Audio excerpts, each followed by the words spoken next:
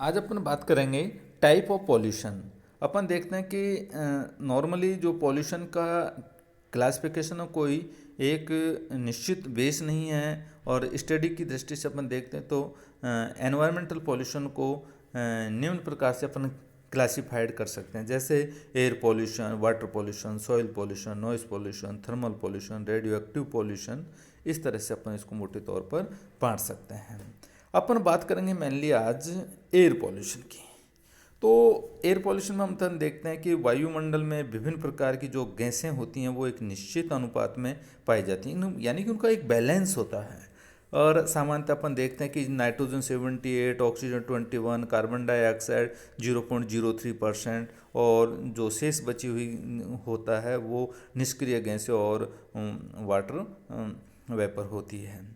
इन gases का जो biota तथा क्लाइमेट के मध्य निरंतर एक साइकिल चलता रहता है, जिससे इनका एक अनुपात बैलेंस बना रहता है। और सभी एनिमल्स में ऑक्सीजन का जो यूजेज होता है वो रेस्पायरेशन के प्रोसेज में होता है, जिससे कार्बन डाइऑक्साइड का वो डिस्चार्ज करते हैं। और प्लांट्स में कार्बन डाइऑक्साइड का जो यूजेज होता है वो फोटोसिंथेसिस में किया जाता है, जिससे ऑक्सीजन डिस्चार्ज होती है। इस प्रकार जो फोटोसिंथेसिस व रेस्पायरेशन के द्वारा वायुमंडल में ऑक्सीजन और कार्बन डाइऑक्साइड का एक निश्चित रेशो बना रहता है। तो अपन देखते हैं कि जो मानव है वो अपने निजी स्वार्थ की पूर्ति हेतु जो फॉरेस्ट जो अपना रिसोर्सेज होता है उसको नष्ट कर रहा है, या इंडस्ट्रियल जो अपने पास इंस्टीट्यूट हैं वो भी ऑटोमोबाइल में ग्रोथ के कारण वहाँ के जो एनवायरनमेंट में हाइड्रोकार्बन्स और अन्य जो टॉक्सिक गैसेज हैं उनका जो मात्रा है वो निरंतर बढ़ती जा रही है, जिससे जो एयर पॉल्यूशन निरंतर बढ़ता जा रहा है। और इस प्रकार से यह दिनों दिन इसकी जो पॉल्यूटेंट की मात्रा बढ़ती है। WHO के अनुसार अपन इसको डिफाइन करें तो अपन देखते हैं the presence of material in the air in such concentrations which are harmful to man and his environment is called air pollutions। यानी कि जो विजातीय पदार्थों का वायु में इतनी मात्रा में उपस्थित होना जो कि मानव और पर्यावरण दोनों के लिए हार्मफुल हो, उसे अपन एयर पॉल्यूशन कहते हैं।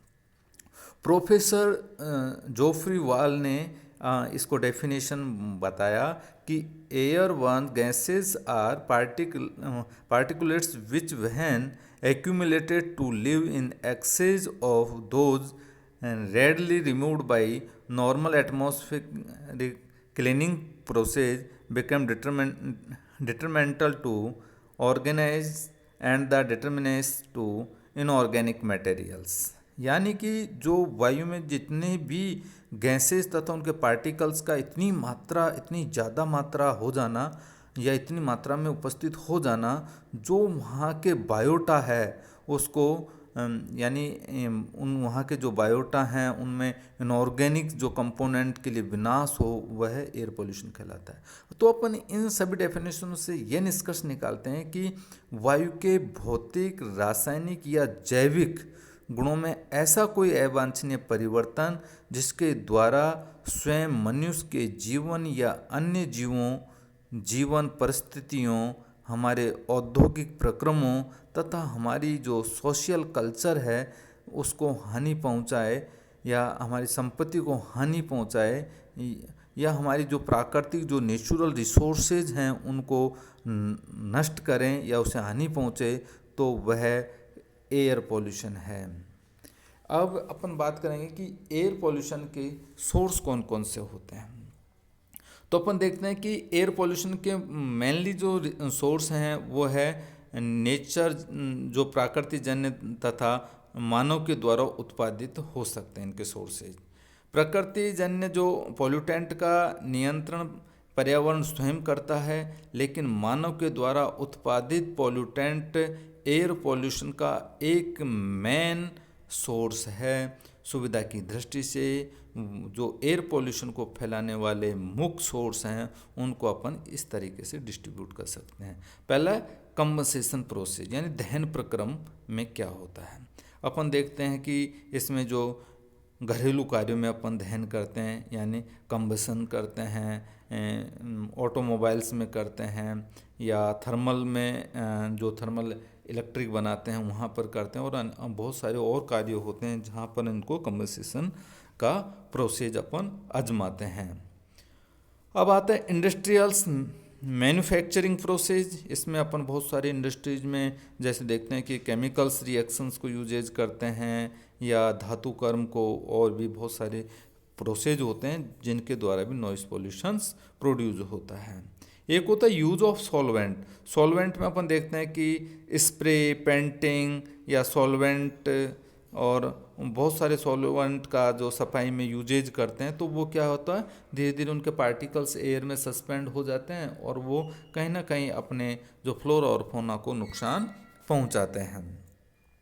अपन देखते हैं कि जो एग्रीकल्चर एक्टिविटीज़ होती है उसमें अपन देखते हैं कि जो फार्मर होता है अपनी ज़्यादा से ज़्यादा प्रोडक्शन के लिए जो एग्रीकल्चर पर बहुत सारे केमिकल्स का छिड़काव करता है और बहुत सारी अन्य जो केमिकल्स को यूजेज करता है, तो उनसे भी क्या होता है कि वो एयर पोल्यूशंस हो जाता है, क्योंकि उसके जो पार्टिकल्स होते हैं वो एयर के साथ मिक्स हो जाते हैं और वो कहीं ना कहीं अपना फ्लोरा और फौना को नुकसान पहुंचाते हैं।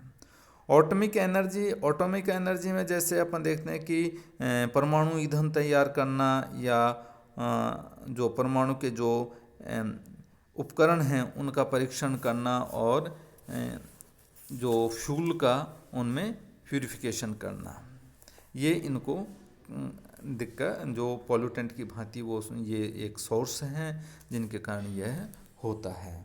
अब अपन बात करते हैं आज दहन प्रक्रम क्या है, कंबसेशन प्रोसेस। तो देखते हैं कि ह्यूमन अपनी लाइफ के जो डेली के जो वर्क होते हैं उनको करने हेतु एनर्जी की आवश्यकता होती है, और इस एनर्जी की प्राप्ति विभिन्न कंबसन की प्रोसेस के द्वारा होती है। और ये कंबसन की जो प्रक्रिया होती है उसमें अनेक प्रकार की होती है, जिससे अनेक प्रकार के पॉल्यूटेंट निकलते हैं।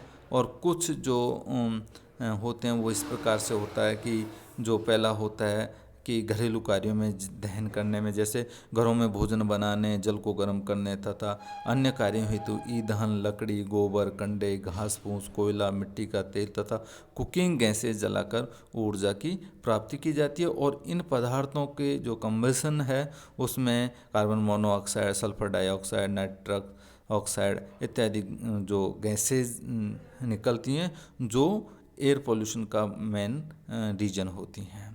इसी तरह से अपन देखते हैं कि जो